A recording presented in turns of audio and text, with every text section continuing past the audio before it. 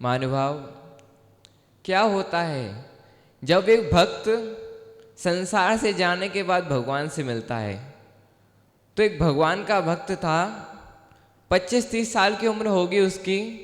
वो एक दिन सुबह सो कर के उठा, और जब सो कर के उठा तो उसने देखा कि मेरे सामने यमराज खड़ा है। अब यमराज के आने का मतलब क्या है कि मेरी मृत्यु मेरे सामने है।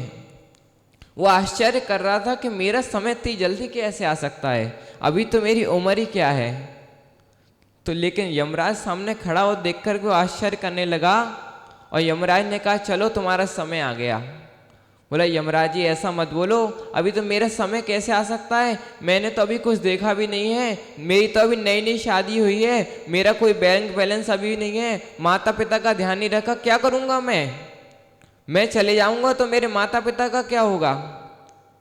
लेकिन यमराज बोले कि तुम्हारा तो नंबर है भैया मेरी लिस्ट में, और पहला नंबर तुम्हारा है, तुम्हें तो जाना पड़ेगा।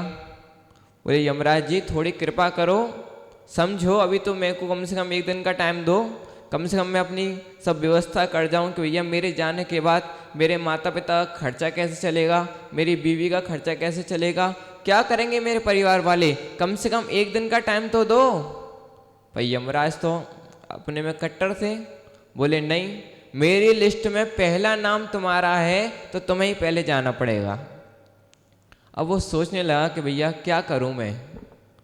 तो उसने कहा यमराज जी से, यमराज जी ठीक है कोई बात नहीं, अपन चलते हैं, लेकिन क्या है मुझे सुबह सुबह चाय पीने की आदत है। क्या है, मुझे सुबह सुबह चाय पीने की आदत है, तो मैं अपन दोनों के लिए चाय बना के लेके आता हूँ। तो यमराज बोले ठीक है कोई बात नहीं।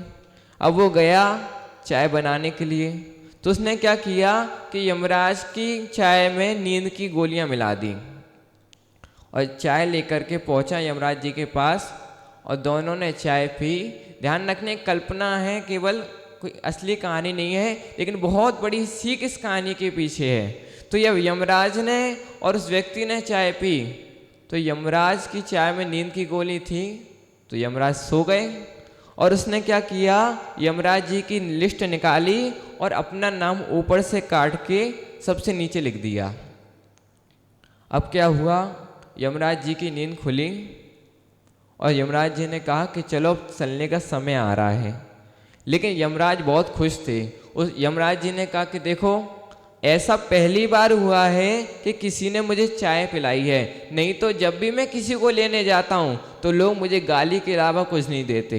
कोई गाली देता है, कोई निंदा करता है, कोई बुरी बुरी बातें बोलता है, लेकिन तुम बहुत अच्छे हो कि तुमने मुझे चाय पिलाई, इसलिए मैं इतना खुश हूँ, इतना खुश हूँ कि मैंने सोचा है कि आज की लिस्ट मैं ऊपर की जगह नीचे से चालू करूँगा। अब वो सोचने लगा कि लो मैंने तो अपना नाम ऊपर से काट के नीचे लिखा, अब यमराज क्या कह रहे हैं कि मैं लिस्ट आज ऊपर की जगह नीचे से चालू करूँगा। लेकिन जो प्रभु ने देखा है वो तो होना ही है। क्या हुआ, उस व्यक्ति की मृत्यु हो गई, और वो मर कर के भगवान के दरबार में पहुंचा और भगवान से मिला। तो भगवान ने पता है क्या कहा, भगवान बोले कि तू करता वही है जो तू चाहता है। क्या कहा भगवान ने, कि तू करता वही है जो तू चाहता है, लेकिन होता वही है जो मैं चाहता हूँ।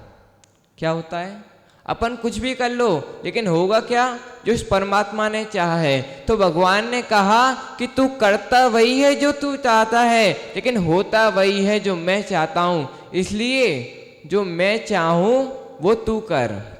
भगवान क्या कह रहे हैं कि जो मैं चाहूँ तू वो कर, तो होगा वही जो तू चाहेगा।